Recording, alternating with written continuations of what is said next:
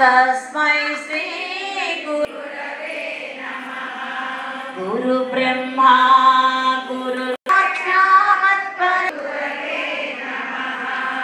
స్వామి వారు 50 సంవత్సరాల పాటు పీఠాన్ని రక్షిస్తూ పిలుపు మీద వస్తున్నాము.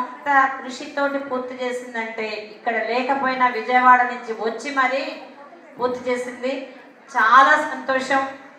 దీనికి అమ్మవారు గురువులు కూడా ఆ అమ్మాయికి వారి యొక్క ఆశీస్సుని కృపా కటాక్షాన్ని కలగజేయాలని కోరుకుంటున్నాను.